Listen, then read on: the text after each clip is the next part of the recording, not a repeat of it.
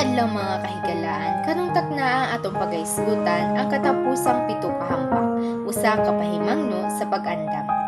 Mga igsoon, sa atong leksyon karon, atong hisgutan ang katapusang 7 ka hampak, usa ka seryoso ug mapamalandong nga topiko nga nagapahinumdum sa katawhan sa Dios sa kahimtang sa kalibutan sa dili pa ang pagbalik ni Kristo. Ang panahon sa katapusang hampak sumala sa bugna bersikulo 22, kapitulo 22, bersikulo 11, ang 7 ka hampak ibubuhuman sa adlaw sa kaluwasan. Sa dihang muingon ang Dios, ang matarong magapadayon sa pagkamatarong, ug ang dautan magapadayon sa pagkamadautan. Kini nagpasabot nga ang panahon sa pagpili, panahon sa kaluwasan, mahutdan. Walay pagbalhin ang matag tawo, magpabilin sa iyang gipili nga dapat. Ang pagbulag sa matawo sa Mateo 25 bersikulo 32-33, giingon nga sa dihang moabot ang anak sa tawo, iyang pagabulagon ang mga matarong ug ang mga dautan sama sa magbalantay nga nagbulag sa mga karnero ug mga kambing. Kini ang panahon sa paghukom, usa ka pagsusi sa kasing-kasing sa matag usa ka nato. Ang pagpanalipod sa matarong, bisan pa sa kagubot, ang Dios magapanalipod sa iyang katawhan. Sa Isaias 26 bersikulo 20 ug sa Salmo 91 verse 10-11, giingon nga magpadala siya sa iyang mga manulunda aron pagtabang ug pagluwas kanila. Ang mga matarong taguon sa kalayo sa kasuko sa Dios. Ang Dios mag-andam og salibdanan alang sa matinumanon. Ang silot sa madautan. Apan alang sa mga nagapadayon sa pagkadautan, ang 7 ka hampak ibubo kanila. Sumala sa bugna 16, mao kini ang mahitabo. Malalang samad sa matawo. Bugna 16:2. Ang dagat mamahimo nga dugo sa mapatay. Bugna 16:3. Ang mga suba nga tupuran sa tubig mamahimo nga dugo. Bugna 16:4. Ang adlaw magasunog sa mga tawo. Bugna 16 bersikulo 8-9. Pangit-ngit mo tabon sa yuta. Bugna 16 bersikulo 11. Ang suba sa Euphrates mahubas, mag-andam sa gubat sa Armageddon. Bugna 16 bersikulo 12-16.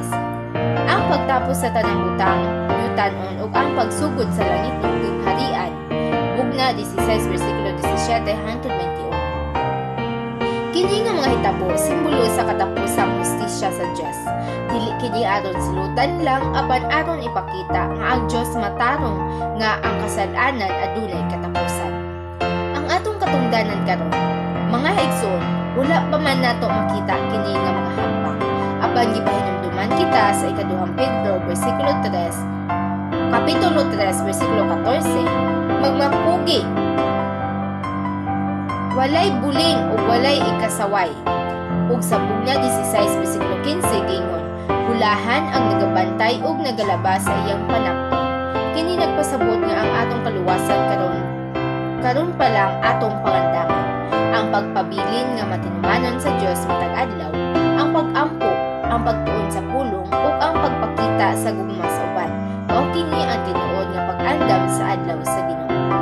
Ang mensahe sa paglaom, bisan pa man nga ang hampak puno sa kasakit ug silot, adunay paglaom alang sa mga magpabilin kang Kristo. Kay sa pagtapos sa tanan, ang Dios maghimo bag-ong langit ug bag-ong yuta, ug wala nay kasakit, kagutom o kamatayon. Ang mga matarong mudawat sa langit ng gingharian ug magpuyo uban sa Ginoo hangtod sa kahapon. Mga igsoon, karon ang panahon sa pagpamalandong ug pag-andam. Ang 7 ka hampak nagapahinumdum nga dili na kita maglangan sa pag-alagad sa Dios. Ang adlaw sa kaluwasan mao karon. Busa magmatinud-anon ta, magpabilin sa pagtuo ug magbantay kay hapit na moabot ang atong manluluwas. Bulahan ang nagabantay ug nagalaba sa iyang panapton aron siya makadto sa punuan sa kinabuhi. Bugna 22 bersikulo 14. Apan sa dili pa man kita magtapos, ako ngayon tanan magduko kita alang sa tampakampo. Amo na mga nakasagadasan sa malangit, talagang mga lansolay tapusan, Ginoo pasilo kami ganun kami nakasala sa pagman sa pulo sa ug Ginoo kami sa nagpasalamat na nakatuna po kami sa mga pulo.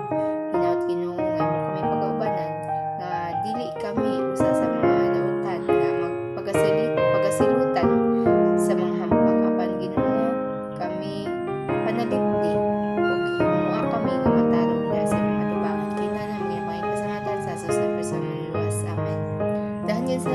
pagpamino